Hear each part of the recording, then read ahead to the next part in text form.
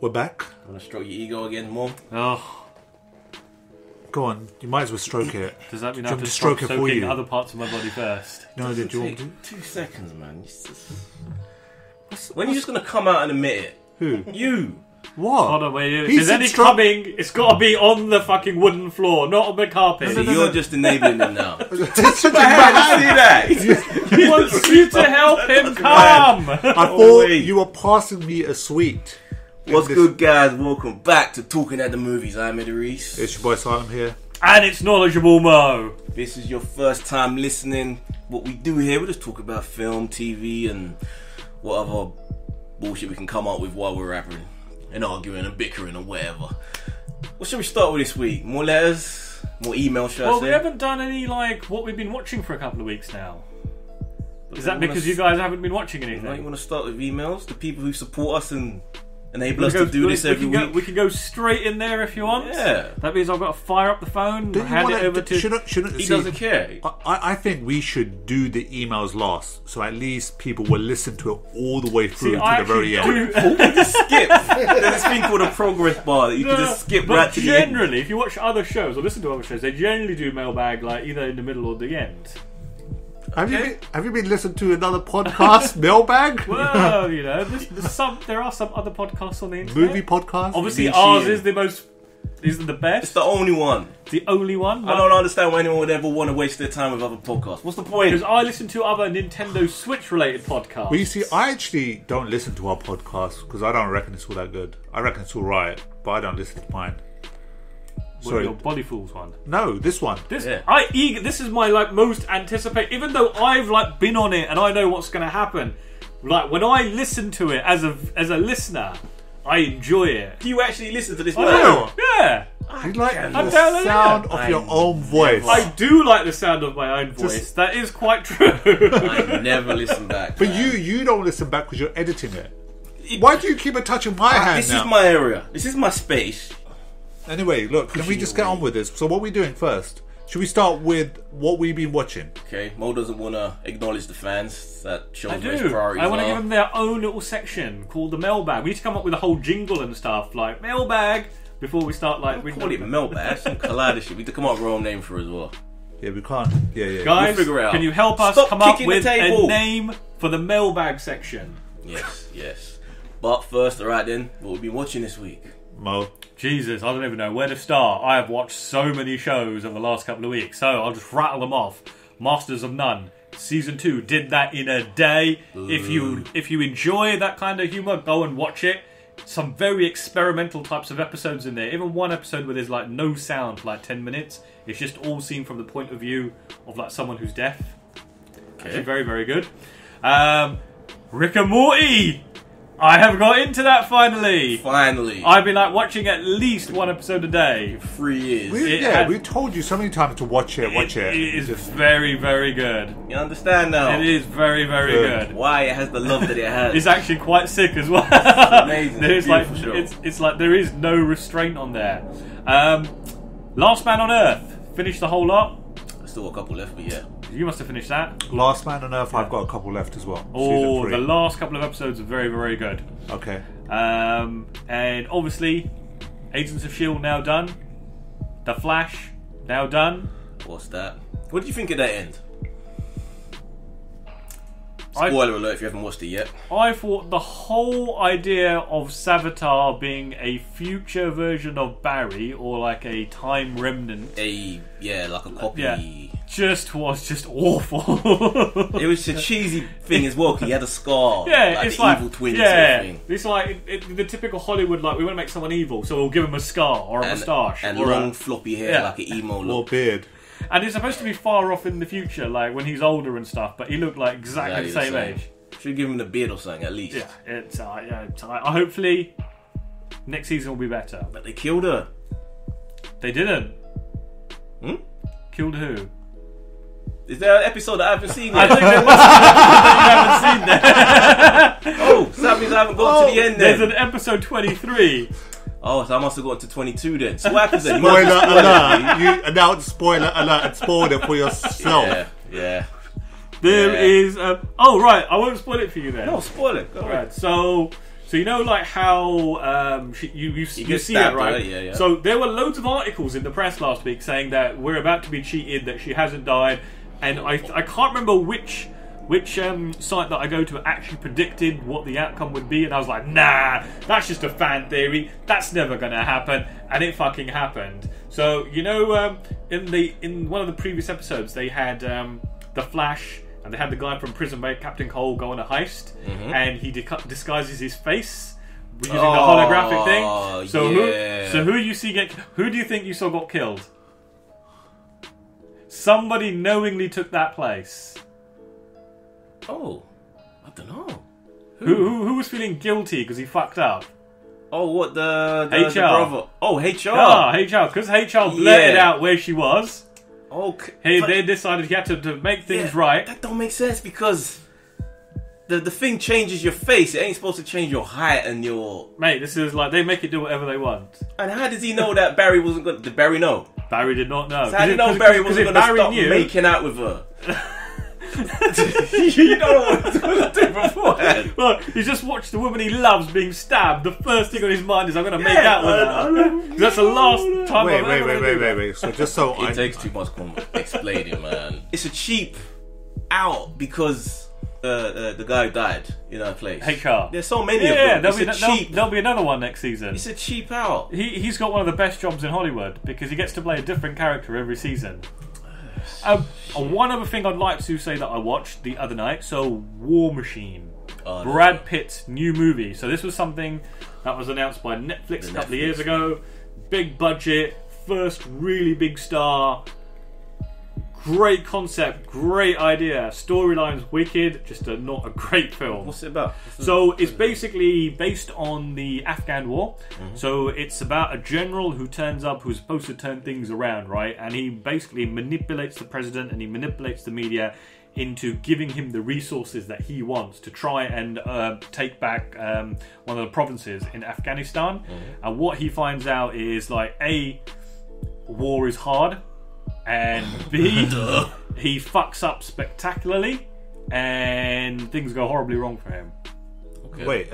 So this has got a pretty decent cast in it, right? And it's got Brad Pitt, it's got Topher Gracie. But you finished up by saying, you started by saying it wasn't all that good. Yeah, it's got like a lot of the right elements, but there's no real plot. There's no real sort of like characterization. There's nothing like really that keeps you going from scene to scene. Keep in mind, Mo's the only one that's seen it out of us, and this is his opinion. And his opinion is suspect at best. If you're a first-time listener, on this show, we rate Mo's film category super low. He's like a mirror universe person. So basically, what's bad is good, what's good is bad. So if he hates something, that movie's usually amazing. I'm more picky about what I watch.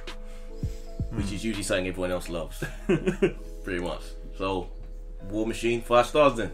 Alright, 5 stars it is. So you're going to watch it by next weekend then? I will, why not? Let's jump into it. Anything else? That's it. That's a big list. I've just been catching up with movies myself. I watched Colossal. Yeah, Anne Hathaway, Jason Sudeikis, burnt out, failed writer, which Anne Hathaway plays, gets dumped by her boyfriend, decides to go back to her small town, and keeps having these sort of blackout drinking sessions every night.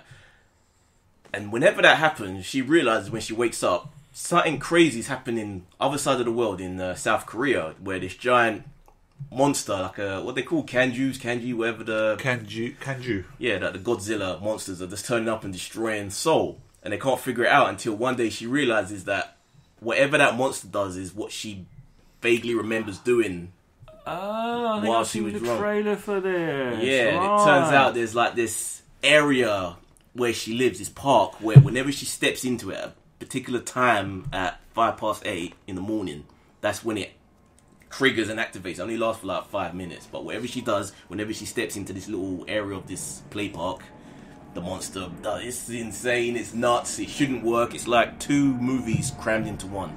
Like an indie character piece of someone coming back to their childhood area and just finding themselves and all that shit, with this weird monster Pacific Rim movie kind of crammed in. And it shouldn't work, but it does. And it's really enjoyable. And everyone should check it out. Sounds good. Yeah. There's also giant robots in it as well. without spoiling too much. I don't want to say too much because it's worth kind of just jumping in and checking it out. But it's a strange one. Okay. Yeah, I like Anne Hathaway. I like her movies. Yeah, I think I'm going to go check this out later on today. Should. And it's an interesting concept because what would you do in that situation if you realised you could project yourself somewhere else? Yeah, as a monster, as that could, no matter what you do, you can't physically see the damage you're doing, but once you turn on the telly, knowing that you were responsible for killing hundreds or thousands of people accidentally. See, I personally, I would repent for my sins there and then. I would bow down and ask for forgiveness. But I think you, on the other hand, you'll be so happy that you have these powers that you've managed to cure these people. You do this I think you would do that, though. You just for us. You've known me for a good number of years. Do I come across as this callous, cold individual that would relish in the suffering of others? And Mo nods his head. Stop it. No, not Say thank you. An upright citizen, I'm the best person you know. Listen, if you could turn your thoughts into like monstrous rage, I think you would go on a killing rampage. Eddie, you would, honestly. I think you would. You'd be like, right, male under 30, die. I don't think you know yourself in the way that we know you. I think there's a sort of a block. No, you'll be like, rip jeans, this person dies. Sneeze, didn't say bless you, this person dies. That's cleansing. That's making society better. That's not the same. But yeah, without saying too much, this movie throws up a lot of interesting questions, especially what if you're not the only one that could do this? Like, there were other people that had that ability as well. So she can only project herself being a monster. She can't project herself like winning the lottery or something. There's no control over it. Right. It's literally this little area, you step into it and this thing appears and just does whatever you do. Okay. I don't want to say too much. Alright, okay. Let's check this out. Yeah. And what else did I watch this week? Also watched Free Fire. Oh, let me bring up the... Did you say Street Fighter? Free Fire. I thought you said Street Fighter as well. I was like, what? Let me bring up the... It's Ben Wheatley. So, remember that shitty film we saw that some critics loved a few years ago? The one about the tower block. A tower block? And it had the dude who plays Loki living in this tower block. Oh, yeah, and we walked out of the cinema. It was just a horrible movie. Yeah, we walked out. Ben Wheatley, though, he's a great director, usually, but that film was just... Yeah, it was really flat bad as fuck. It's like this whole world. But he's made a new movie now, Free Fire. It's basically Reservoir Dogs, based in the 70s on crack, and it's awesome.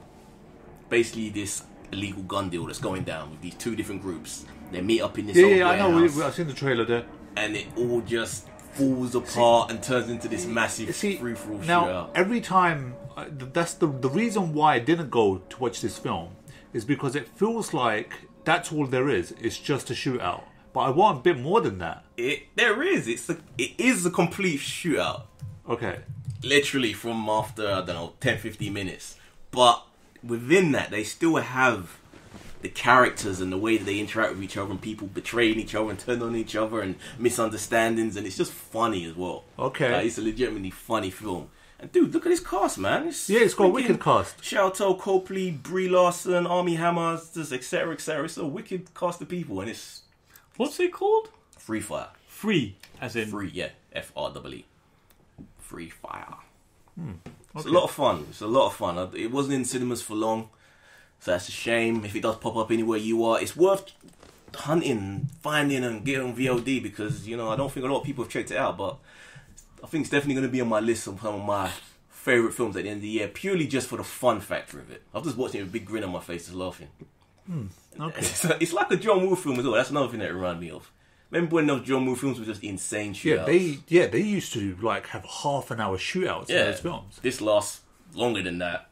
And people get shot multiple times, but they're still up, still running around, joking, making laughs.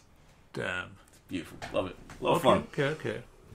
Well, look, I'm not going to go into what I've been watching too much because I was thinking the other day, it's interesting that when I watch stuff, I'm so kind of influenced by whatever I'm watching that I end up actually trying to recreate that. So what ends up happening is that I'm watching a TV show and it's happening quite a lot with me and I'm beginning to think I don't have much control over it. So I'm watching a TV show to do with, let's say, somebody starts cooking in that show.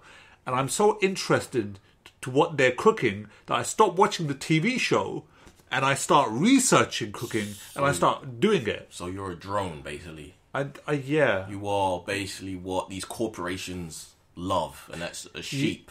Someone who they can control through their advertising and do. I didn't really think about it like that. So whenever they put something in there, like a can of something or a drink or a food, you're the one who sees that and think, "Oh, I want to go buy that." That's you're the one with like a load of Xiaomi products and Red Bull right now as we're sitting down and bake stuff.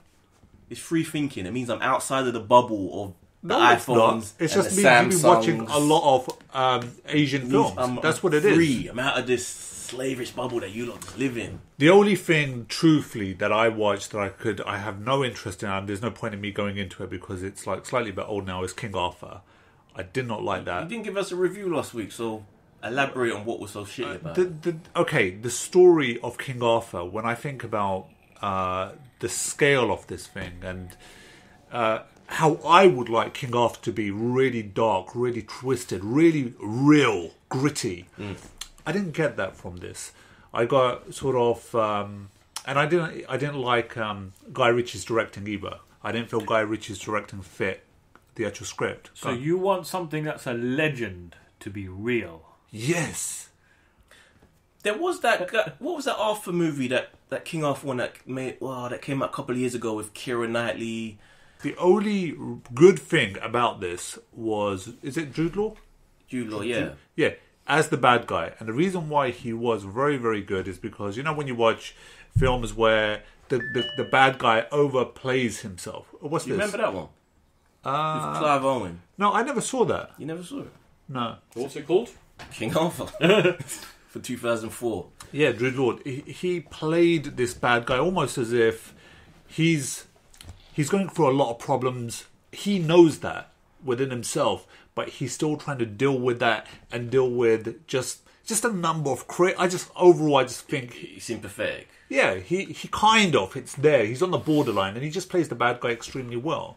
And that's the only thing that kept me in this film. But apart from that, I just had a really difficult time with that. But anyway, I think I've kind of brought this up on last week's podcast, didn't I? Okay. Yeah. Did you not continue with Handmaiden? Yeah, so I'm watching Handmaiden at the moment. Second episode in. That show is, I stand by it, have to watch it without a doubt. Alright, hold on. So you have to watch it, but in 2 weeks you've only watched one more episode. Yeah, the reason why that is because I told you, when people are cooking and I see them doing certain things, I'm getting thrown out of whatever it is, and I start doing that. So that means while watching Handmaiden's Tale, by this logic, you want to go out and kidnap a bunch of women and keep them that you can use them to reproduce. No, right. So, for example, take that. Exactly, that's what you just said, right? Mm-hmm.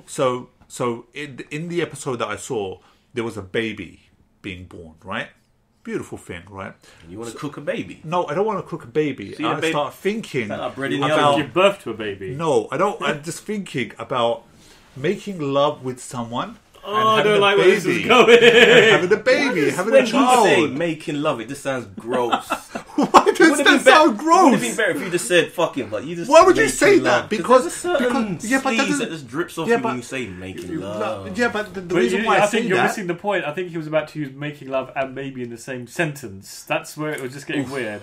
No, that's Mo being weird, right?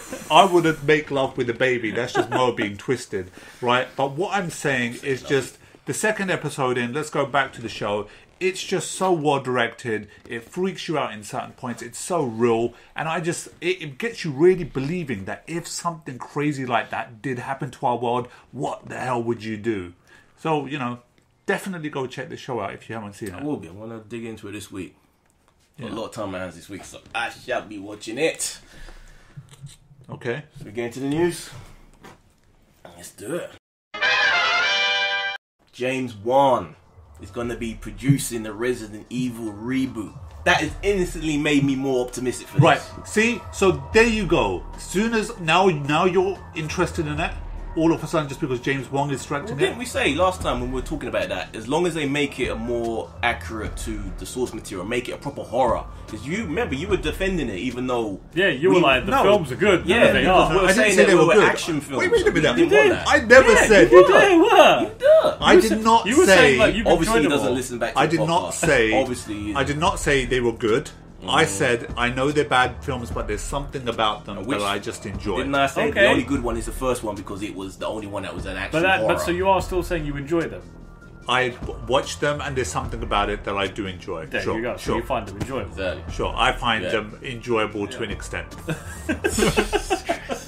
But be a man. Like, stand by your conviction. Exactly. So hopefully we'll get what we wanted now with James Wan, the guy behind Insidious, the Annabelle, Conjuring. You know, he either directs them, writes them, or produces them. But look, everything that has his fingerprints on is enjoyable in various different degrees. Look, when it comes down to a horror director, all right, or producer, well, he's producing this. Dude, it's just an easy paycheck.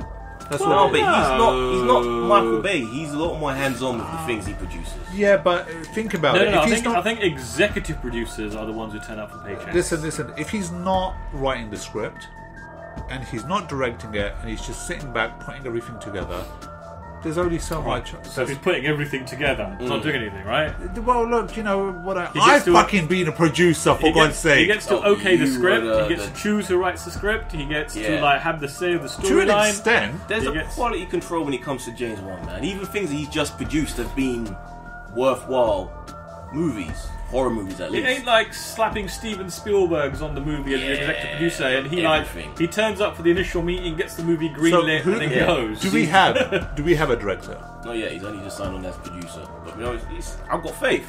Right, I am optimistic now. What if James Wan hires Michael Bay? Would you like that? No, but Michael Bay, loads of explosions. I don't want explosions. I want a horror film. I want Resident Evil to be blood and guts. You want Resident Evil to be Resident Evil, yeah. Exactly. Accurate. You want Mila Jovovich back? No. Don't like Mila Jovovich? No, more. You know, she worked for the first one, but like I said, she stuck around too long. Okay, so it seems like there's a bit of mixed bag here. I'm optimistic for it. There's a good possibility now that they reboot it with like some credibility behind it. Have you seen any James Wan films? Yeah. Except for The Conjuring that we dragged you to watch. I didn't go with you to see The Conjuring. No, here you did. We did. No, I watched it before though. Oh, did you? I had seen it before. Alright, okay. Alright, okay, fair enough. So you're the one that seems to be pooper in this. Like, no, look, you just want your guns, machine guns, and explosions back in it. And you'll probably still get that because there are machine guns, and that's all part of Resident Evil. No, alright. No, it's supposed to be so. Well, yeah, he walks around with a shotgun. No. Being real here, okay. Yeah, there's a slight part of me that is excited about it, with it being in his hands, kind of, but not all that much. I was more excited when I thought that he was actually going to write it and direct it. That's all. He's got his hands full with Aquaman. Yeah, I know. Yeah. So he could end up doing a sequel for that. So yeah, he produced. That's fine with me, man. Alright. Some people are hard to please, but new Star Wars spin-off is going to be announced next month. Do you think it's going to be the oh my god, what's going on? The Ben Kenobi movie. Yes. It could be anything at this point. That's the only one that we figured they would go with, which they haven't gone with yet. I would actually like them to go away from the character movies and just come up with another concept. Obviously, yeah, we've always said that. For me personally, Old Republic is my go-to. But if they are going to do spin-offs on the original characters, yeah, because what's his name said he did want to come back. Oh yeah, of course Ewan McGregor, he would be willing. Because he's like 10 years as Obi-Wan is tainted, so he wants to come in and do something that. You know, when you think back about him playing Obi-Wan, he'd be like, yeah, that Obi-Wan movie, that was great. And he's getting closer to that Alec Guinness. Yep. That age that he was in the original one. So, he's still way off of that. Well, yeah, but he bridged the gap. He's getting there. Grey hairs. You're not looking forward to this? Don't give a fuck? You're the Star Wars guy, Mo. No, I am, but it's like, without actually knowing what they're going to announce, it's like difficult to get excited. Dude, people, even when things aren't announced, and they just say, this is going to be announced with Star Wars. They won't go too much into it, but they'll just give you a taster, right? Real true Star Wars fans, alright, I'm would excited. take out their t-shirts and wave them in the air like they're waving a flag. Yeah, and that's what I want to see from you. On the day they announce it, I will do that. That's right? why I wrote it down thinking, but that will be like that. We ain't going to see that movie till like what 2020, 2021. We've got like a whole bunch of movies beforehand. Doesn't I matter. wrote it down because I figured, me and Mo can geek out over this because we like Star You're Wars. on the energy, dude. You just sat there, just stone faced, didn't give a care in the world. It's like we could sit here, we could like make up all sorts of like fantastical plots that we'd like to see. Half of the time, but Nintendo has ruined you. Half the time, whenever we talk, has taken your love away. I agree. Half the time, whenever we talk about Star Wars, if you listen to the previous podcast, they could be like in 2030, and you get so excited, like, Star Wars! Oh my god, I can't wait for this. This is brilliant. And now all of a sudden, what's going on? Mo, what's going on? Is it the Switch? Is it Puya Puya? If you want to get me excited about Star Wars, let's talk The Last Jedi, because that's going to be here literally in like another 8 months' time. The director of Cloak and Dagger series, which, the trailer was actually pretty interesting. A little melodramatic, but it doesn't look too bad. Which one's? I've seen so many trailers. Which one's Cloak and Dagger? Cloak and Dagger, the black guy, it's like a teen. Is this? Oh, right. Yeah, the black guy and the white girl. Is and this the one where the black guy is actually called like the name Black in his name? No, he's Cloak. Oh, he's Cloak. And she's Dagger. He's basically darkness, and she's light.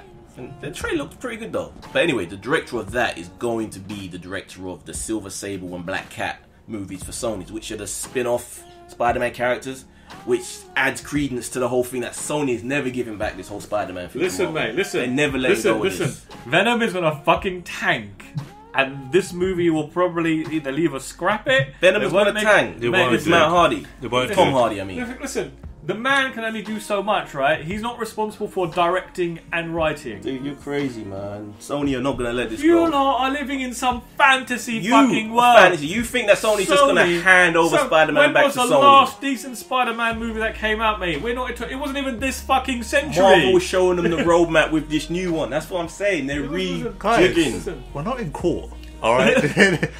We're not in court. It will be good, Mo. Sony will see the money come in from Homecoming, right? Mm-hmm. And some bean can will say, look, we can make more money letting Marvel make the Spider-Man movies, and we'll just mess around and we will lose all that profit in this Venom and this Sable, in this whole Sinister Six spin-off or whatever it is that they're doing. They're gonna just build up their own little universe. Without Spider-Man. Possibly, or like I'm thinking, they're gonna do it around the other Spider-Man. I was gonna say, unless they somehow do it like we have the two different Spider-Mans. We have the MCU one, and we have like a Miles Morales or something. Miles Morales, or maybe even Spider-Gwen, which is another popular one now. Spider-Gwen is the Gwen Stacy version of Spider-Man. You never know. You never know. But Silver Sable and Black Cat, don't know what this is gonna be. Probably like a, I don't know, road trip type of action movie, but so how these characters, so they're bad guys, right? I believe Silver Sable was a hero, but she's a character I didn't follow that much of when I was reading. But Black Cat, she's basically like Catwoman. So you know these characters pretty kind of well. Black Cat, Silver Sable. So what do you, because I don't know who these characters are. So what, it'd be good to get actually your take on. Are you actually excited about? Because Mo has no interest. I'm curious to see what they can do with it, and to see how they connect them together.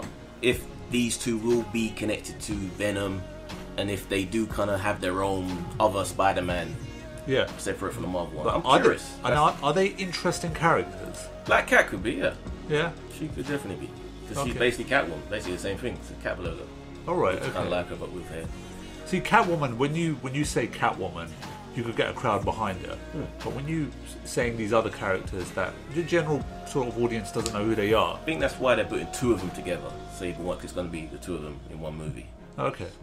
So I think we'll see. I'm skeptical. I would still rather see it all comes back to Marvel, but it ain't gonna happen. Sony's too damn greedy. Too damn greedy. We should lay a bet right now. We should lay a bet with Mo on the cast that Venom will be good. Raise it, man. I'm telling you, it's going to be a sucky suck movie. We should lay him a bet. How much? Put £10 round of No. Don't lay £10. You can lay more than that. Mate, you just sold the house. In the holy month, right? Like, you are like... Gambling. but I won't take those earnings until later on. Make it interesting. Come on. Listen, mate. I'll bet you the cost of your ticket to go and see Venom. Right?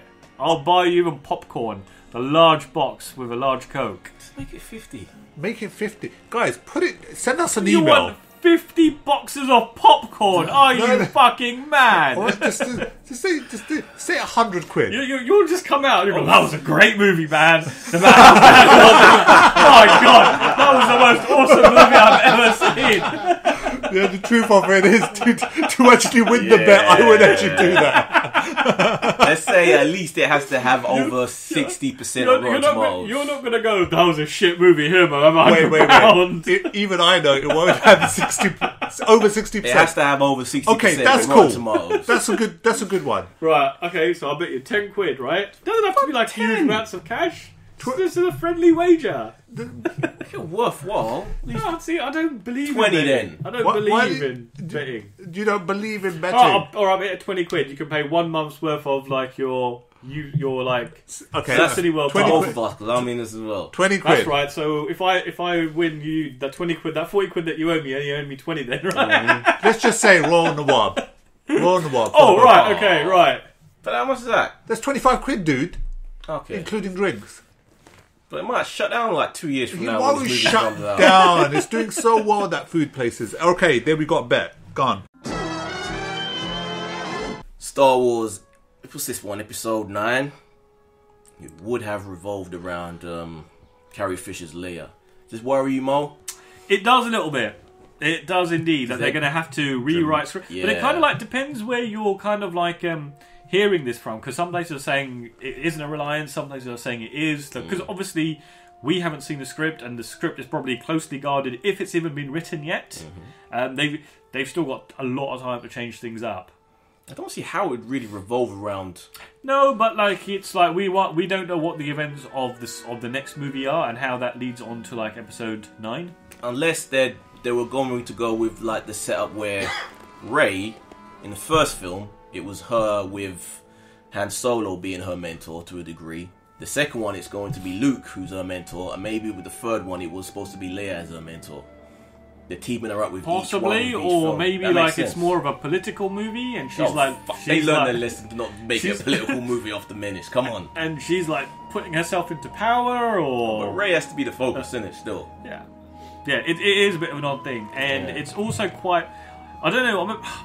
I don't know whether I'm a bit sort of upset or whether they should be doing this, but like they're obviously saying no CGI Leia, Yeah, no. so not even to like give her a goodbye or a death scene. I'll probably figure a way to right. But It'll be like it sounds like it'll be an off-camera thing. it does dramatically change to a degree how this movie's going to pan out. So yeah, I'm a little worried, but it's time will tell. They've got plenty of time at least, so got 2 years. So let's hope, fingers crossed. Dude, the Oblivion director, Joseph Kosinski, the guy who did Tron Legacy, Yep. Oblivion with Tom Cruise. Yep. He I liked Oblivion. It was pretty and it was kind of fun, but there was something missing. Same with Tron. It's just, he's one of those directors That doesn't complete it. He's a visual guy that doesn't quite have that heart, that sort of spark. I got it. Okay. Yeah. And he's the front runner now for Top Gun 2. So Top Gun 2 could look pretty, but Is Top Gun 2 gonna have Tom Cruise in it? yeah. Did you? Okay. See, I was one of. Oh, should I tread carefully here? Top Gun. I couldn't always understand the big fuss in this film. Like everyone would talk about Top Gun. When did you see it? Like back in the days, like when everybody else was like pretending they're flying around a place and like Tom Cruise is riding them. It was a...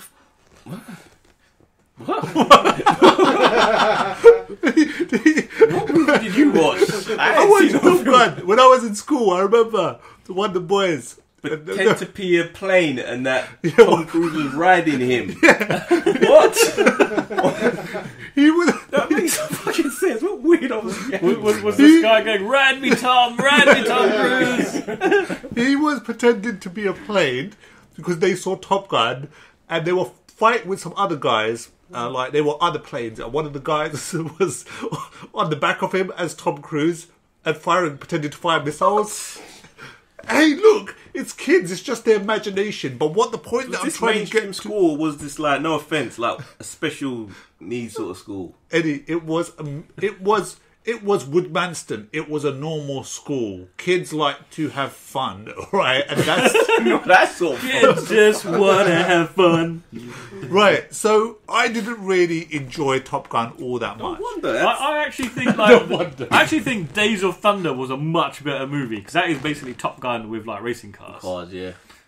Yeah. So are you guys like echoing off that? Are you excited about It's been Top like Gun 30 2? years. Excited isn't the word. I don't know if I really. Yeah. But It's like, why is Tom Cruise going back to the well?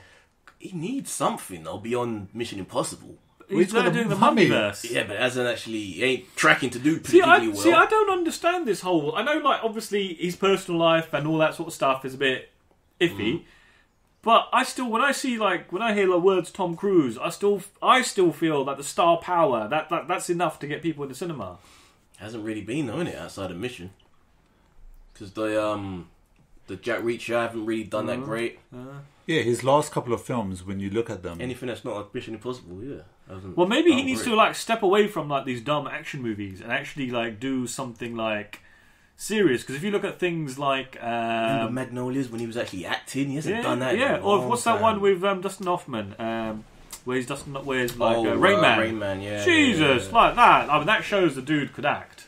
Yeah. He can act. Yeah. Just hasn't done it. Or something more gritty, like if you go back to like Cocktail. I mean, that was a dumb movie, but like it was very enjoyable. He's very good at that. Yeah, but that wasn't an acting movie. What? Okay, so all right, now just look at Tom Cruise's portfolio.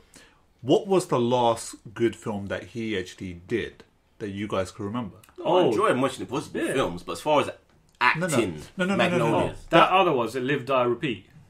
Yeah, but that's action movie though. That's a very good film though. Yeah, but so it is. But it's the last performance.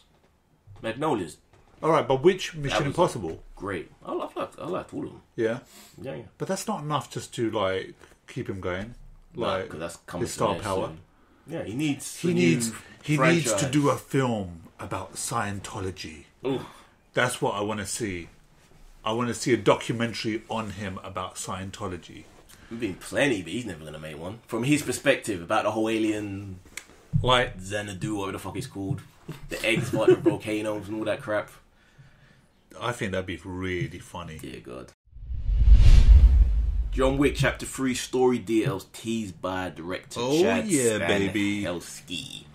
Basically, they're saying they want to make, rather than go down the route of making it bigger, have bigger explosions and more bombastic and a bigger budget, they want to try and make it more intricate within the world of these assassins, Yep.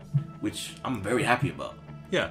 Because it could easily go down that route of the Fast and Furious movies where they just outdo themselves in scale. Whereas this, they're trying to bring it in and make it way more about the sort of, the laws and the rules that they have. Because they got a bit of it in the second one, but they didn't really elaborate that much. But, they kind of added that whole thing with the coin that opens up and the blood packed in the inside. I'm glad that they're not overdoing it with the budget on this.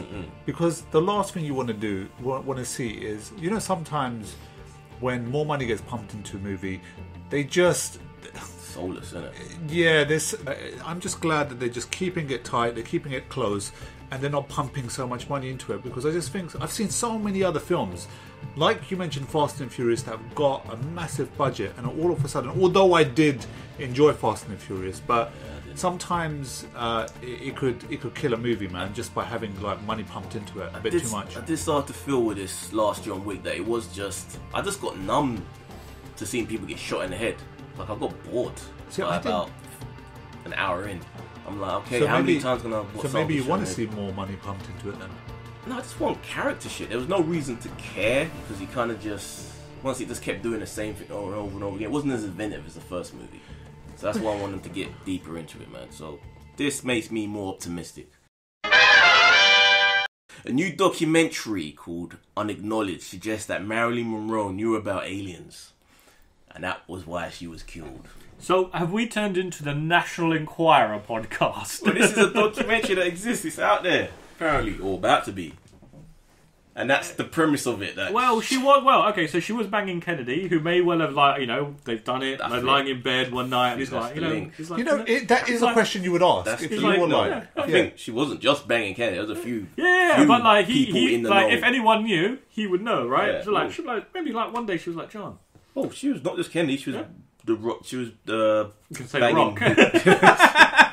We almost got there. A whole podcast about bitching a fucking Rock. I've got a Rock piece to add to the end of this. Go on. But yeah, she was banging Kennedy. She was banging Kennedy's brother, and there could have been other military personnel. But so like she asked Kennedy, and Kennedy like one night, after they've done their rumpy pumpy beer and like he's smoking a big fat E, and like she's like saying, John, like so tell me, like because it's around Roswell time. So what happened in Roswell? Is there aliens? And he'll be like, do you want to see something? Of course. And he gets a chopper and they fly her out to Area 51.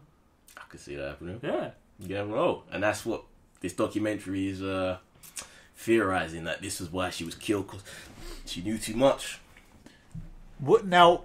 This documentary, is it by a reliable source, or is it just like a couple of random people that just thought they'll make a funny documentary? Because that sounds kind of funny to me. That sounds amazing. It should have actually been a full-on movie. It could have been a good comedy. I was going to say, is it actually a straight-laced documentary, or is it like a documentary like In the Shadows? What We Do in the Shadows? Yeah, What We Do in the Shadows. No, this is the documentary. Apparently, is serious. I'm curious to check it out, man. So, could it be that JFK... Well, did he die before or after? Yeah. I think he died before. Oh, he died before? So these are the officials that probably think, okay, we've dealt with him, now we need to deal with her because she knows, or she may know. Hold on, I will let you know. I think. If you were Prime Minister, Eddie, which is like... Likely, yeah. No, would never... I don't even know why I said that. Now that I think about it, I shouldn't have said that. If you were Prime Minister... When? And, I don't know, let's just say somebody who you find extremely attractive, like... Actually, so she died before, actually. She died a year before. Okay. So let me carry on with the question. Okay, so name me someone that you really are into at the moment. I don't know. Jennifer Lawrence? Jennifer Lawrence, right, is in your bed, and she goes, Mr. Prime Minister. When she's in my bed, yeah. Mr. Prime Minister, as Master Prime Minister, as you vape, like, in the bed laying there, because you would be vaping, I think, after sex, right? Of course, yeah. Do aliens exist? So, and you had access to this, would you then take her? Oh, mind your bloody business. Why? What moron would just spill national secrets just because they got laid? Then she just... but that's how the Russians used to operate. Yeah, They used to entrap, like, their American... agents. Exactly, and I've watched Americans, so I've learnt the lesson. I think you're just saying that because you're on the podcast, because I think you would just... Because you're somebody that looks like you think with your dick. You would just turn around and say... I have never been compromised. Yes, baby. I've never been compromised. Baby. I will show you... Stone heart, that's what they call me. No. He'll be like, Jen, if you can talk, that means you aren't carrying out an act of fellatio on me, so... Classy, very classy. Legends. Filmmaking legends have been fucked up by Fast and Furious. Because George A. Romero, the man who pretty much invented the genre of zombie movies. Yep. The Day of the Dead, Dawn of the Dead. Right. Those classics. He's making a new one. A new zombie movies. Guys, he's old now, man. It's been a while since he made his last one, isn't it? Long time. But he's coming back. He's making another zombie movie. Right. That's pretty much all he does. Called Road of the Dead. And it's about car racing zombies. Right. So, is it actually physically the cars are zombies? All I know is about car racing zombies. So, I think that means they are physically... He does tend to deal with actual physical zombies. So wait, I'm having a difficult time how Fast and Furious fucked up. Because it's influenced him that he probably thinks, well... No one's gonna finance this or make this if I just make a straight zombie movie. So what's popular right now? Oh, those Fast and Furious movies seem to be making a lot of money, so I might as well make a film that kind of taps into that audience. A zombie movie about zombies driving cars. So it's be like a Mad Max-esque world of just zombies. What the hell? This sounds even more crazier than the Bubbles story. Well, yeah. Yeah, the film about Bubbles. And again, maybe if these zombies were alive, there were All right, okay, car races. okay. Well, maybe we're looking at it in the street wrong way. races. Yeah. If this is a comedy, His films kind of on the line. His films do sometimes have humorous, but they are also very socially aware in terms of the commentary that they try and push. Because there's one, I think it's the original, where they're in a shopping mall and they survive. And there's one black guy in his crew, and they manage to go throughout this whole movie without the typical black guy being the first to die. He survives all of these zombies in the shopping mall. They all go out of the shopping mall. They manage to escape. All the white people get out fine. The black guy walks out, and the police that are waiting for them outside shoot the black guy.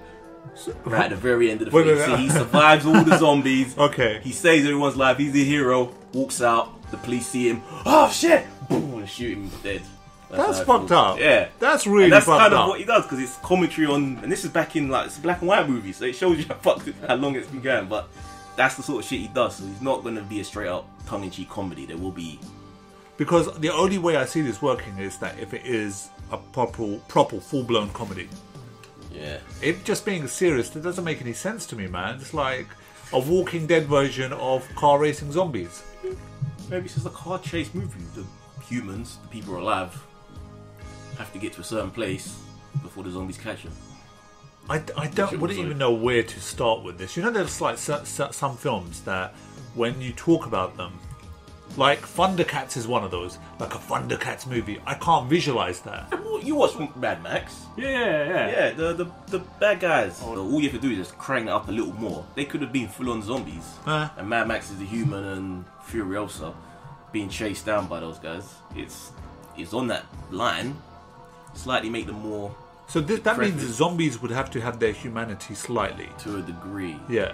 Maybe they were car races when they're alive. Right, we are talking about car racing zombies, right? It's just ridiculous. Any laws apply. Just ridiculous.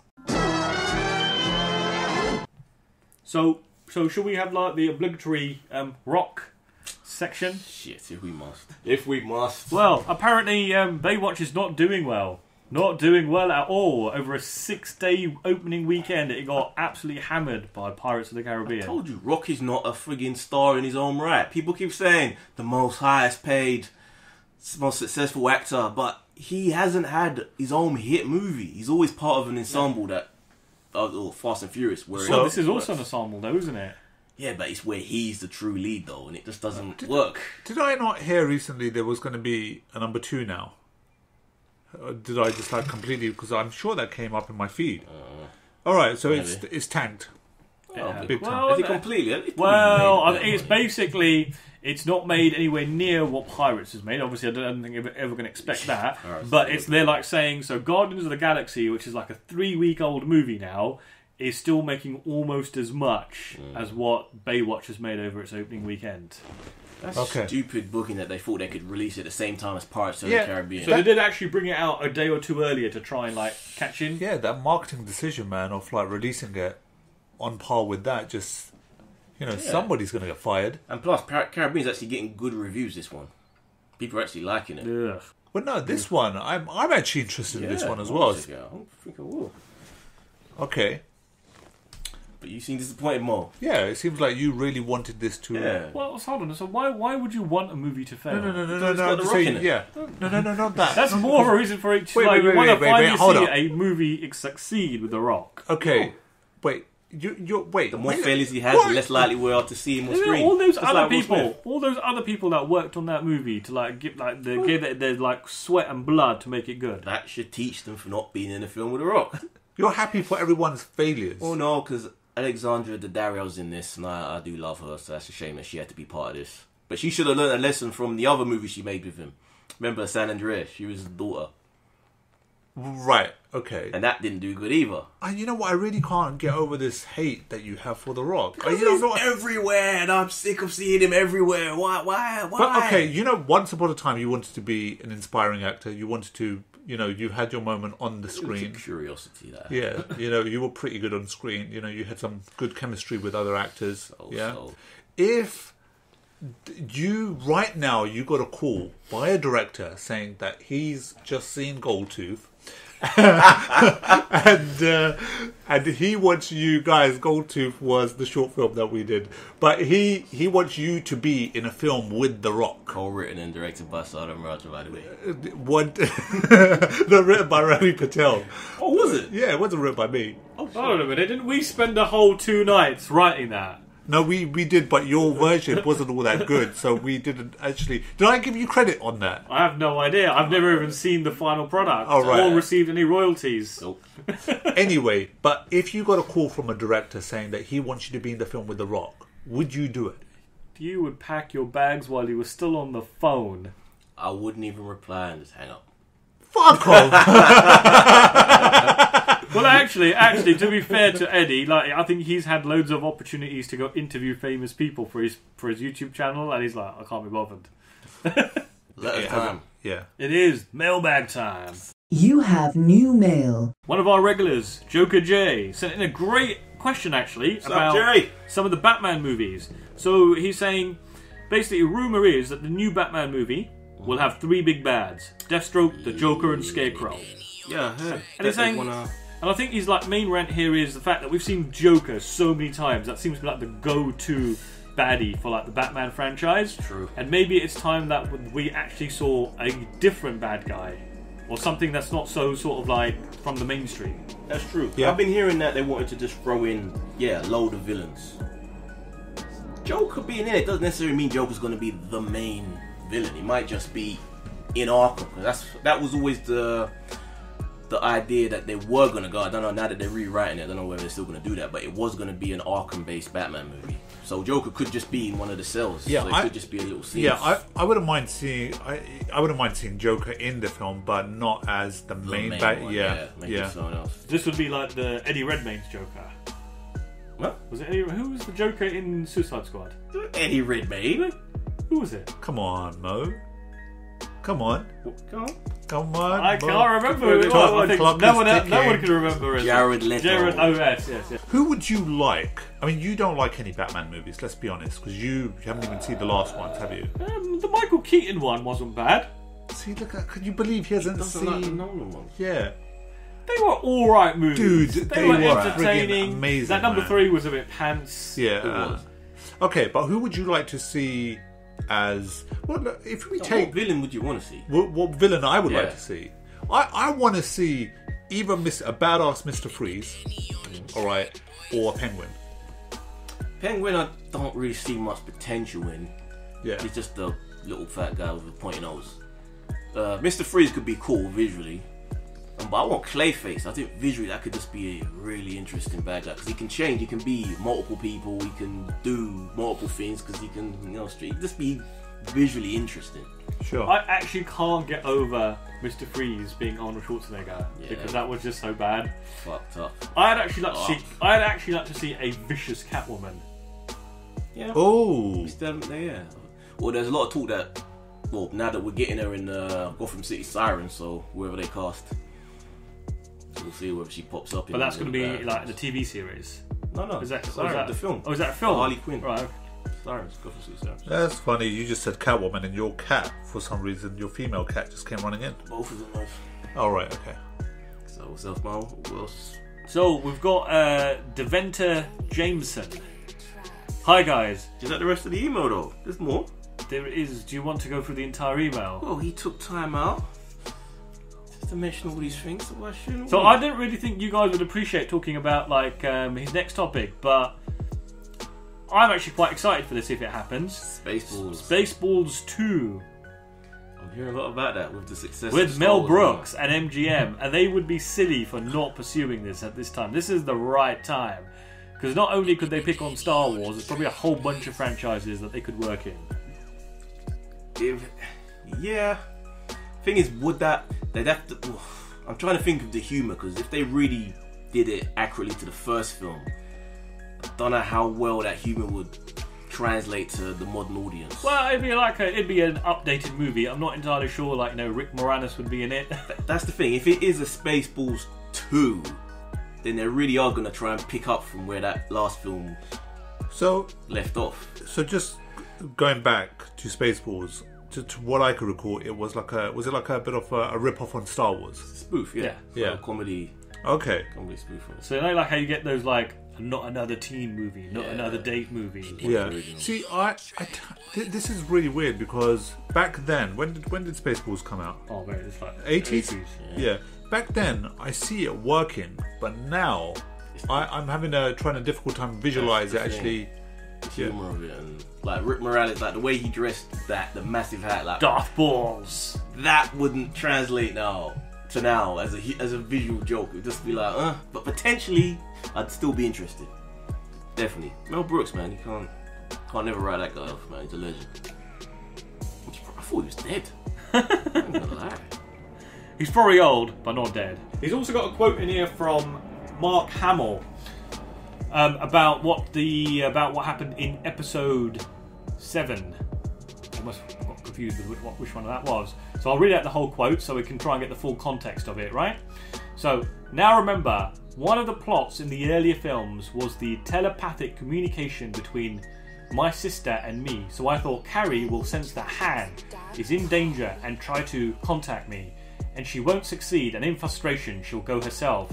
Then we're in a situation where all three of us are together, which is one of my favourite things in the original film. When we were on the Death Star, it's just got a fun dynamic to it. So I thought it would have been more effective, and I still feel this way.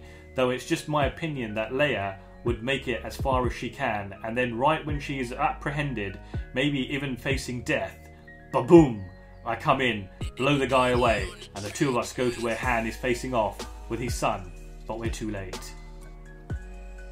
Problem is that completely takes the focus of that movie away from it being about Rey. She is the focus, and with all those three together, it's just too much.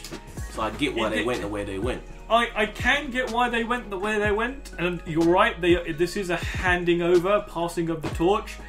But we all as fans wanted to see all three of them on screen, and we're not going to get that now. That's true, but fans, yeah, there's a fine line because sometimes we don't always do what's good for the property in itself. But all we needed was like a 15-20 minute sequence at the end where they all get to like possibly be together. I don't want Luke to just be crammed in for the last movie. He needed to have his own. I like the way they did it, with just letting this film be the film where we get to kind of really get into where he's been, rather than him just turn up in the last quarter of Awakens. It just wouldn't have worked. So I reckon they did it the right way. Yeah, you're wrong, Hamill. We love you, but nah. But then it would have been cool because it would have been nice to see them all three together. We're not going to get that. So you've just gone back on your that's true. Now I'm thinking about that. Just remembering poor Carrie. See, just agree with what I say. So, next email from Devonta Jameson. Devonta. I think. No, I think that is actually right. Yes, that's probably a better way to pronounce that. Hey guys, it was awesome being mentioned last week. Great episode. Love the podcast. Good man. I love the Rockcast. Podcast. Goddamn. Thank you for going above and beyond to entertain us and give us our movie news through a great medium. I have told a few friends about you and they will start listening very soon. Wait, thank you very much, dude. Nice. So last week he emailed us about The Arrow, and we obviously had a discussion about The Arrow, and we decided that if we wanted to go and watch the 5th season, you'd have to watch everything that had come beforehand. Now he actually wants to reassure us that you can actually completely skip season 3 and 4 of The Arrow and just go straight into season 5. Cool. And you know what? I think that's the second person I've seen say that, so I'm actually considering going in and just starting at season 5. I'm going to try that. I did start, and they're starting to assemble this other little crew of other vigilantes. So I did pop in once or twice during this season. I just didn't like this whole new little group that he had, but I'll see. I'll stick with it. And I'm a person who only saw the first 10 episodes of season 1, so that's a lot of history not to know going into season 5. Well, it says that it's really 3 and 4 you can skip. Yeah. 1 and 2, I still think worth watching. He does go on to say some of the stats that are on IMDb about rating the season final for The Arrow is right up there. It's I'm so bummed, man, about IMDb. Yeah. Bring those forums back, man. It's just Until Eddie, I too hated the flashbacks. Woo! Thank you, Lord. Well, No the one Arrow liked flashbacks. Yeah, that's what Yeah, fucked it from what I remember, even in the beginning, they were quite depressing and dull. There is a little bit here where it says Mariah Carey just got done filming some scenes in the new Amy Poehler new movie, however you pronounce that, The House. But according to Rob Hubel, she was a nightmare to work with. And you know what? You can see that written on her face. Don't surprise me, man. It's Mariah Carey. She was never going to be easy to work with. Yeah. Not surprised at all. He said something about Logan. What's that about? Let's have a look. See. So, Logan was going to originally open showing the death of the original X-Men by the hands or minds of Charles Xavier. However, the director figured it shifted the overall focus of the film in a direction he didn't want to go. Do you think this would have been better, or are you happy that it was cut? I don't mind. We didn't see it. I don't think we needed to. I think some people moaned that they didn't really want to explain. They rather see the whole thing. But then you would have had to. It would have made the budget almost double because you have to pay all those old actors to come back from the original X-Men run, which wasn't going to be cheap, and then the effects on showing everyone getting fucked up. So I didn't need it. So. Yeah, I agree, man. Logan was like I really enjoyed it. Second run, I didn't enjoy it that much watching it a second time, but thinking about it, you've already seen it once, right? Yeah. Yeah. So I've taken in quite a lot of that film. Actually, but no, I've seen it twice. You've seen it twice? Looking back, I just think the way start to finish, I'm happy with the whole film. Adding that part, I agree with you completely. The budget would have gone up, bringing back those actors, and I think it was a good call by the director personally. Yeah. To just like leave that part out. And I think the way it started with Logan confronting the gang that are trying to steal the rims off of his car, that kind of sets the tone for what that movie was, rather than it be a flashback, all flashy, big explosions. It's not really the tone that the rest of the film followed. So I think I think it's about Logan, so it's nice to actually just keep it about Logan. Those other characters popping in, I think it would have diverted it slightly towards them as well. And then it was nicely hinted as well. I don't know if you picked that up to what he's actually done. Anyway, great podcast, he finishes off his email with. My only complaint would be I wish you would go over an hour, maybe at least an hour and a half, like you did when you first started. It's a little too short. And it gives us a nice little piece of info at the bottom. So we're always said, or Eddie tells us, that Georgia is our biggest download hotspot in the world. So apparently Georgia is officially the #1 filming location for movies in the world. It's basically the new Hollywood. We are famous in the new Hollywood, folks. Yeah, I always hear that everyone's flying out. I know a lot of the Marvel movies are done in Atlanta, in Georgia. That's pretty cool, you know. You just think about it. We are listened. We are heard. People are downloading our shit in Georgia. Do you reckon that's really cool? So our next email comes from Nikito Atkins. Hey, first time emailing. Been a fan since the First Take YouTube channel. Thank you. Usually like to just view, but I didn't know what to email. What you meant by email? Sorry, I didn't realise we could participate in the convo and add in our own topics we'd like for you to discuss in an interactive way. That's awesome. First thing, love the podcast. Mo is my kind of guy. Cheers, dude. Boo. Eddie is hilarious and a great captain of the ship, and Salem is great too. Cool dude. Wait, hold up. Salem is cool too. Great too. The cool dude. Look, that's cool full dude. stop. Cool dude. He'd like to draw our attention to American Gods. Now, I think we haven't spoken about that for a while. I'm really loving that show now. I haven't got past episode 2. It was just too bizarre for me. It doesn't change, but the 4th episode concentrated completely on his wife, right, the one that dies in the car crash in episode 1, and it's just mainly her story of how she got to that point. And I was just loving it. Just love it. Like, it's bizarre, it's weird, this whole show don't make, but I loved it. See, I don't think bizarre and weird equates to good. It just equates to bizarre and weird. I like the questions that it's throwing up. It makes me think, like, where is this leading? And I like that. I like that it's heading somewhere that's got me thinking how this is all going to connect. Every episode is completely different from the last. Have you checked it out yet? Yeah. Well, no, I haven't. And in all fairness to me, the reason why I haven't checked it out is because Eddie's been like, I may say some horrible things about Eddie, but there's one thing that I really respect. See, there you go. I respect about Eddie is that when it comes down, not you so much, Mo, because with your taste in movies and TV shows isn't that great, but with Eddie it is. So when My Eddie's taste in TV shows is not great. it's all right, but The all shows that you watch TV are- shows, all right, maybe not movies. Let me take that back, movies. But when Eddie talks about something, I really get behind it. That's why when he said about the Hollyoaks actor that time, it just kind of just pushed me out. I wasn't too sure that if I something that I should watch or not. So should I watch this show, Eddie? I think you should give it a go for the fact that I think we're gonna have to keep. This is like until Thrones comes back. This is like the big show. Yeah. So I think we need to have an opinion on it. All right. Okay. It's only 4 episodes in so far, but every episode is completely different from the last. Question number 2, or statement number 2, right? So in your face, boys, because Nikito here agrees with me. What?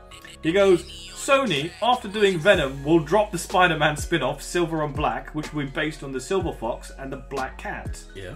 Yeah. Because Venom's going to tank so hard that they're just going to stop making those movies. Well, if what's his name again? He doesn't say that. That's what he's insinuating. Sony, after doing Venom, will drop Spider-Man spin-off Silver Yeah. and Black. He doesn't say Venom's gonna flop. He says he's just gonna drop another film. No, he's saying He because doesn't say it's going to be flop. shite. Well, He doesn't say that. Why would Sony? Why would Sony this- drop a Sorry. movie? I would like to be the judge here, please. Does this sound like he's saying that Venom is gonna flop? He just says Sony, after doing Venom, will drop Spider-Man spin-off Silver and Black. You are right, Eddie. Mo, you are wrong. You're just seeing what you want to, hearing what you want to hear. There's a why would you I'm- mention I'm- Venom? There's a Because correlation. it comes after Yeah, Venom. Yeah, it does come after, and Venom's gonna flop. So He doesn't say that, though. Point No, in doing He this does not movie. say that though. Why would they? Why do would you they- wanna put words in this man's why mouth? would they announce a movie? The man is saying quite clearly. Can I say could something? read Mo, English. Mo, you know what I've been noticing? You know, I love you to bits. I've just been noticing something that I need to tell you. You know, a good friend would always tell his other friend when his nose is dirty, right? And it seems like since you've been getting some positive feedback on these podcasts, right? Your head's getting it's in the clouds somewhere. Just look, can we just bring you down a bit? Bring you back. Look, we used to get it all the time on Bolly Fools. We still do. I know you love Tom Hardy. Don't let that cloud your judgment. Anyway, statement number 3. Interestingly enough, Fox, due to the success of Logan and Deadpool, is saying that the New Mutants will be a full-fledged horror movie. Yeah. It's being helmed by The Fault in Our Stars director Josh Boone. Boone says there are no costumes, there are no supervillains. We're trying to do something very, very different. Thoughts on this? That is fascinating to me. I did Wait. see a headline about it. I didn't read into it, but yeah, that's fascinating. We're saying we are actually saying a mutant horror movie. Yeah, New Mutants. If they do this sounds brilliant. And the reason why that is because it's completely different to everything we've seen when it comes down to superhero films. Yeah. And like with the X-Men franchise and where that's going, it's nice that they're just bringing it back. They're thinking about something new, thinking about something fresh, and just saying, right, what can we do to excite people? And this does excite us. I sounded rather professional there, didn't I? Yeah. Very good. And his last question or statement, Star Wars. Apparently now they are saying that Anakin's lightsaber is officially raised. Why do people want this thing so much? It killed children in the prequels. What hero would want to wield this weapon? I never understood the fascination over the bloody lightsaber, man. It's this MacGuffin that doesn't really... So they say it's Anakin's lightsaber. Does that not necessarily mean it's like Darth Vader's? Did Anakin lose it before he became Darth? Because Luke ended up with that lightsaber. Because remember, Obi-Wan hands it to him. Oh, yes. Remember, he gives him and said, "This belongs to your father." Yes. But what's the matter? Who cares? It's a Bloody relic. lightsaber. It's like a hand-me-down. Once again, love the podcast. Appreciate all the entertainment. I know you guys have lives too, so I'm thankful you take the time out to do this. Really gets me through the drive to work and work, just depending on when it comes out. And Eddie, this one's for you. Don't forget to put the podcast up on YouTube. I've noticed you haven't been as active lately. That's where I first realised you guys were doing this. Yeah, I should. I kind of go on, then I don't do it for a week, and I do it, and I don't. So You're right, I shall maintain. So, Ivan. What's up, Ivan? Obviously, seems to be another one of your fans here, Eddie. Privyet. They're obviously all missing you, like not doing your trailer reactions. They're now gravitating to the podcast. Eddie, my dude, what's up? Love the YouTube channel. Just never had an account, so I was pretty much just a viewer. You're my favourite person to go to. You fucking written this email. I would have spelled my name right if I did. Eddie, did you write this? No. But Spell my name right. It's like an essay. Yeah, Eddie, no, I didn't write it. you're my favourite person to go to for movie breakdowns. Thank you. You got a certain je ne sais quoi when it comes to reviewing and giving thoughts to this film. Thank you. I enjoy the spoiler reviews more than the non-spoiler ones because you can't really say that when what you want to say. Is there some guy that works with you? You have to first think about not spoiling anything. Mo, don't let them shit on Zelda. Ganon must be stopped. Mo is always interesting with his critiques. You know I didn't write it. Now we know you didn't Moment write of silence there, folks. I also love that you pay attention to the score so much because the music can make or break a movie for me entirely. Can't get enough Asylum either. Funny and interesting guy. He was great on Body Falls too. I guess that is his grandmother's channel now. She's nice lady.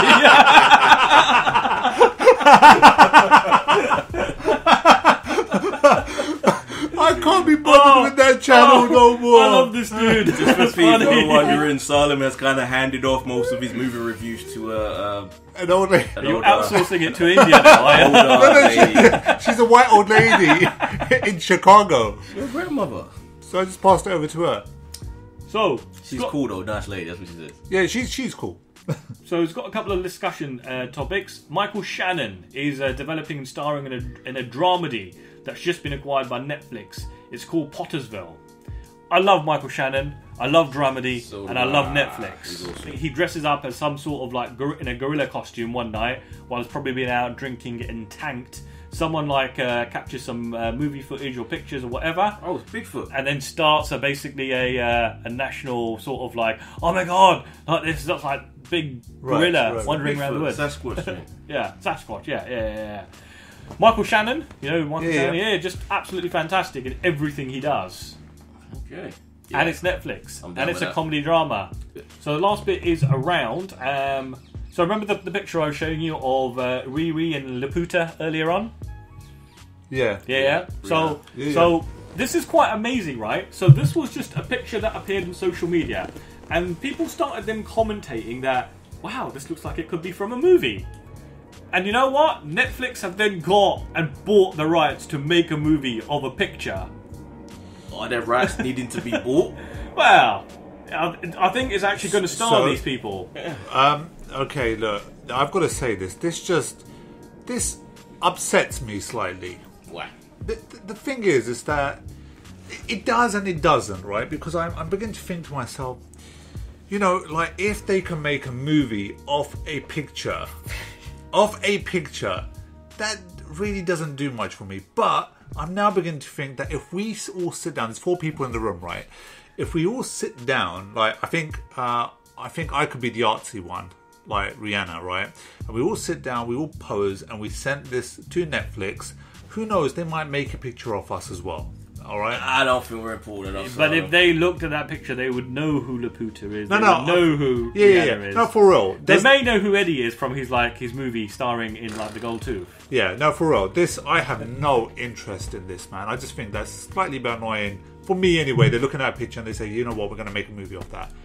Alright, he mentions him as Bodyguard. I haven't actually watched the trailer for that. Oh, I watched the trailer after I saw this. It appeared in my feed. I'm sure I emailed it to you guys. You did, but I'm not watching any trailers at all. It looks like a good film. Wait. It reminds... Hitman has a bodyguard. No. Yeah, so it's Samuel Jackson and Ryan Reynolds. In an action cop buddy movie type thing, right? So Ryan Reynolds is a cop, secret agent, whatever. Samuel Jackson's bad guy. Looks like a good film. This next point, about the Wonder Woman screen. I hear a lot of people bitching about this. What's the big deal? This is the biggest mode of bullshit at all, completely. And not bullshit as in, like, it shouldn't be happening. Like, if they want to do a women's only screening and women want to go, there's clearly a market. Yeah, why not? I think it's only just a single screening, or is it an ongoing thing? No, I think it's a single screening type thing. Just the one little thing. I think men are just getting bent out of shape because saying if it was a black only screening, or if it was like a whites only screening, or a gay only screening, there'll be like an outcry. But because it's a women's only, it's just bullshit. Listen, mate. Listen, if there are that many women in Texas that want to go to the cinema without men, that kind of tells it that there may well be a problem there. What's the big deal? It's like the first female-led superhero movie. Is it because their husbands can't go? And they want to go. So their husbands that's why should think like, well, we've got a night out and they got a free pass to go and, get the laptop out. Get the laptop out. This is going to be our longest podcast ever, man. And final thing was great podcast, dudes. Completely agrees with the things we were saying about Snyder last week, and that some people really need to be excommunicated from humanity and thrown into executed. Well, and thrown into the jungle to live with the rest of the animals. Right? Yeah, I agree with that. On to the next. And finally, Nantanka. Now, Nantanka may well become my new best friend here. Oh, God.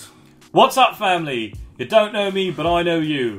Found the podcast a few weeks ago through the First Take YouTube channel. You guys are great. I'm just beginning to get back into the depths of your past podcast. Always loved Eddie's reactions. Always gave off a good vibe, great discussions, and incredible insight. Cheers. You are always my favourite reactor, so this podcast was a fun surprise. Love the dynamic between you three. The fact that you guys have some similar and some different tastes all allows for a good flavour for this podcast. Mo is just jam-packed with information. That guy knows a lot of stuff. I think we could just end the podcast right there on that statement, yeah? Thank you, dude. And Salim is great, even if he can't read. He always seems very insightful. Thank you, I am. Very insightful. When he cares and has some unique takes. Yeah, when he cares. When he cares. When That's I right, care, when yeah. he cares. I remember him from Eddie's movie reviews. Always funny together. All you guys are funny. Cheers, dude. So beautiful. So again, someone's got something to say about the Tom Hardy and Venom.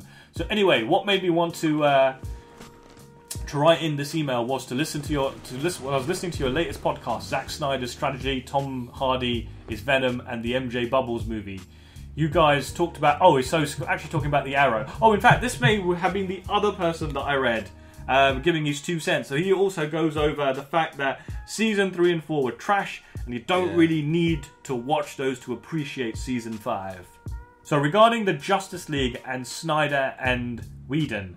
First, my condolences to Snyder and his family. Nobody should ever go through that. And people on the internet can be horrible, but that's only because their lives are horrible, so they have nothing better to do than spread that hate and vile vermin. I can say amen to that. Oh. But after Snyder's tragedy is past, though for him, understandably, I know he can never truly pass it.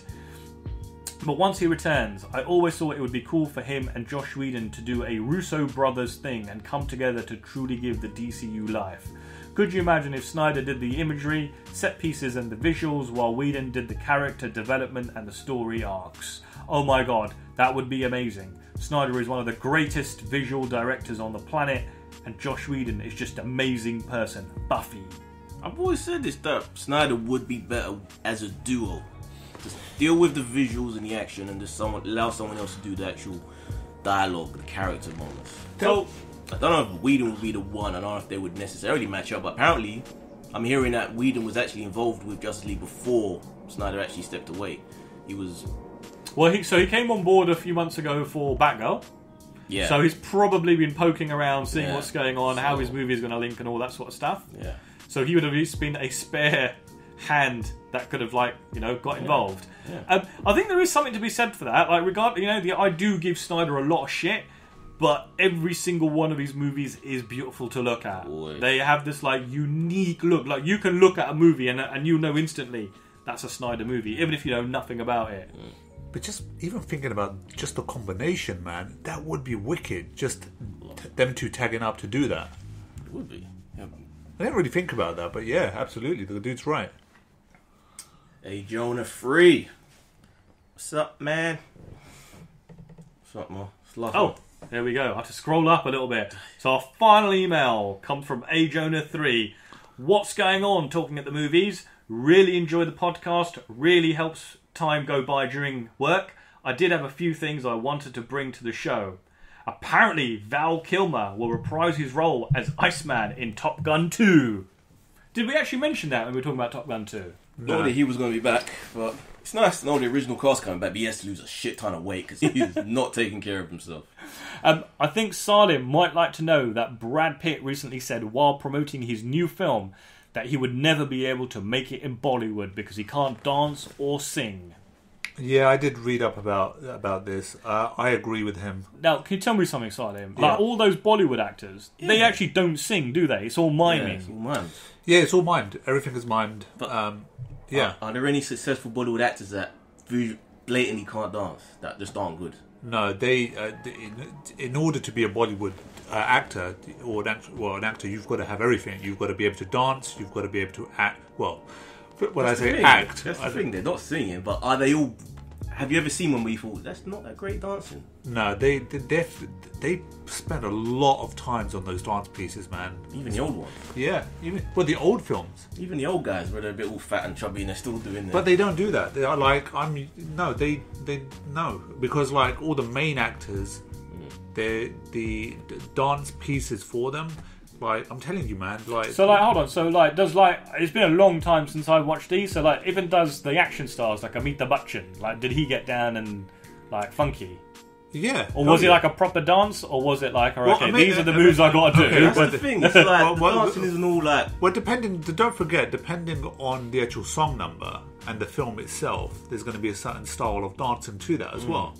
So it's very different from like the step up dances where they're like spinning on their head and really ultra physical, but some are. Yeah, there's some actors that are better dancers than others, but you've got to have the whole package, man, when it comes down to being a Bollywood actor.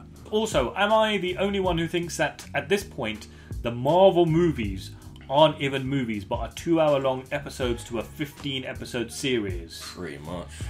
That's how I feel about the Star Trek movies sometimes. I still think there's enough cinematic grace in these movies that they are still looking like movies that just interconnect. Yeah. I don't think I've reached the sort of the fatigue phase that some people are. Nah. But the next phase, so after Infinity Wars, they are going to need to mix it up a bit. They are going to have to stop doing these origin story type things, and they are just going to have to like make it more comic booky. More comic booky. Yeah, as in like, so if you look through like the comic book archives, right, they have like some real sort of like out there like scenarios. Sometimes it's like, when they do a whole sort of like the world is about to end and we go into an alternate universe and all that sort of stuff. Well, that's the whole thing with the next phase. It's more cosmic, isn't it? With them pushing more of the Guardians of the Galaxy, showing them that they can be out there. They don't have to, and also with Ant-Man as well. And then with you see it with Ant-Man, Doctor Strange. They're more and more abstract and crazy, and that's apparently what the next phase is going to be. That's good. But I suppose you could take something like Doctor Strange and think they could have done that on TV if it weren't for those amazing effects at the end. That's the thing.